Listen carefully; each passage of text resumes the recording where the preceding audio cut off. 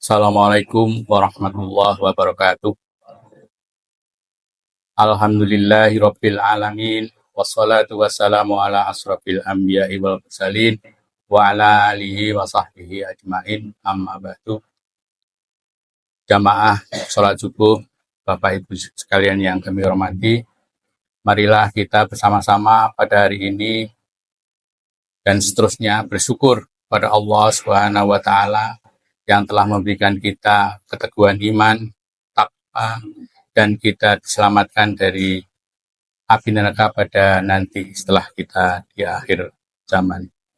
Bapak Ibu sekalian yang kami hormati, pada bulan Ramadan ini banyak sekali dianjurkan untuk menambah amal-amal soleh yang telah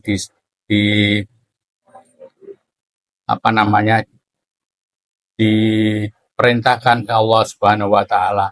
Di antaranya adalah memperbanyak membaca Al-Qur'an, kemudian memberikan sedekah, taraweh dan lain sebagainya. Banyak sekali Allah Subhanahu wa taala dan Nabi Muhammad SAW memberikan anjuran kepada kita untuk memperbanyak amalan-amalan tersebut.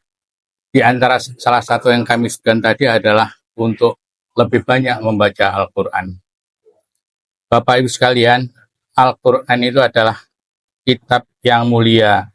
Ia adalah firman-firman Allah yang mengandung mukjizat sepanjang zaman, yang diturunkan kepada sebaik-baik manusia, yaitu Nabi Muhammad SAW, melalui sebaik-baik utusan, yaitu Malaikat Jibril. Diturunkan pada sebaik-baik bulan, yaitu bulan Ramadan. Seperti halnya di dalam Al-Quran, Syahrul Ramadan alladzi unzila fihil Quran hudal linnasi wa bayyinat. Jadi Al-Quran itu diturunkan pada bulan Ramadan untuk dipakai sebagai pedoman bagi manusia. Tidak hanya bagi orang yang bertakwa, tetapi juga bagi manusia seluruhnya. Dan dalam sebaik-baik malam, Al-Quran diturunkan sebaik-baik malam, yaitu pada malam Lailatul Qadar. Kitab ini tidak akan terisi kebatilan, jadi tidak akan tersisipi oleh kebatilan-kebatilan dan tidak dikotori oleh kalimat-kalimat yang lain. Jadi asli Al-Quran itu dijamin oleh Allah seperti firman-Nya, la ya'ti hidal batilu min baini yadahi wala min khalfihi tanzilum min hakimin hamid. Tidak datang kepadanya atau Al-Quran kebatilan baik dari depan maupun dari belakang, yang diturunkan dari Rabb yang maha bijaksana lagi maha terpuji.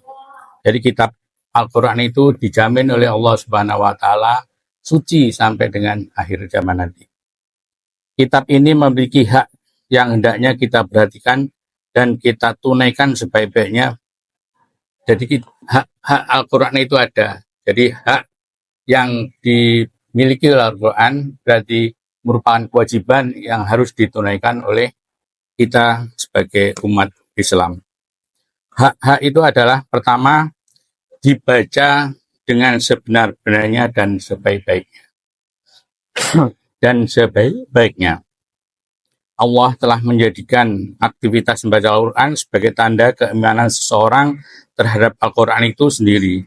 Jadi Bapak Ibu sekalian, alhamdulillah di RW kita, khususnya jamaah Haudul Jannah ini, telah banyak jamaah-jamaah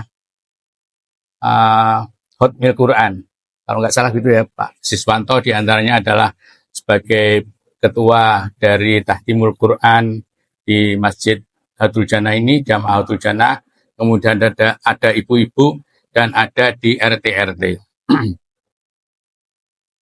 Allah Subhanahu wa taala memberikan firman, berfirman, alladzina atainahumul kitaba yatlunahu haqqa tilawati ulaika yu'minuna bihi wa may yakfur bihi faulaika humul khasirun.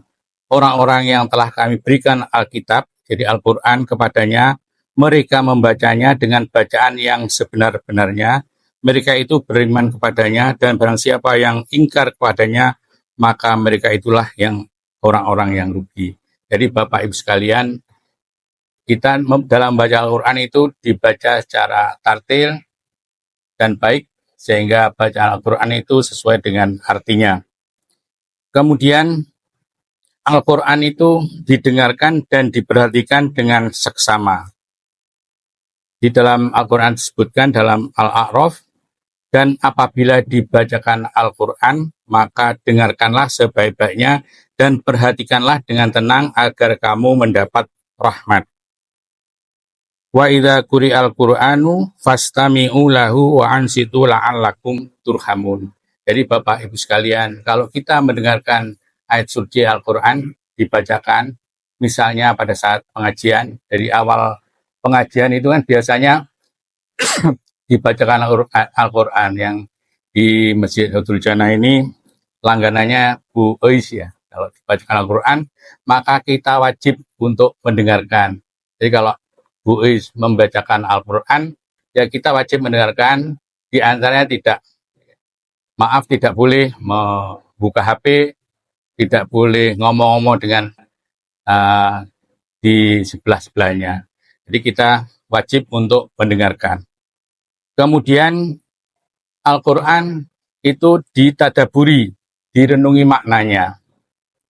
Dalam surat As-Sod, inilah sebuah kitab yang kami turunkan kepadamu penuh dengan berkah, supaya mereka memperhatikan ayat-ayatnya, dan supaya mendapatkan pelajaran bagi orang-orang yang mempunyai pikiran.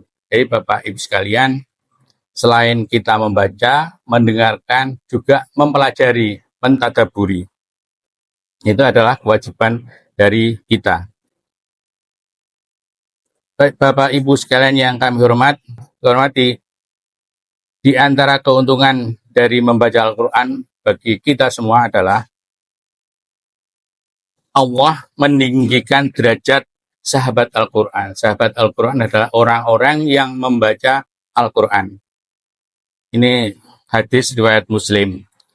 Allah menjadikan Al-Quran sebagai pemberi syafaat bagi yang membacanya nanti di hari kiamat. Juga hadis riwayat Muslim.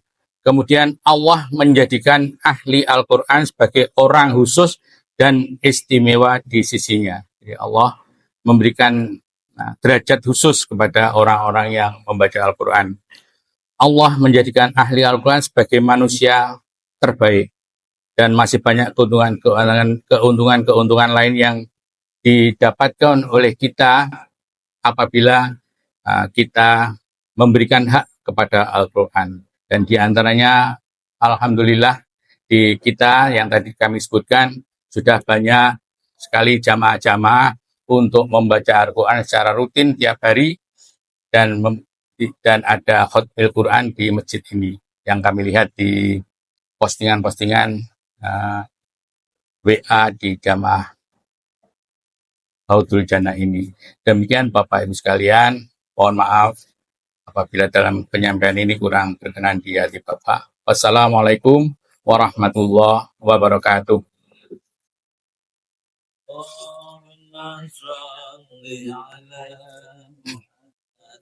Ya Rabbi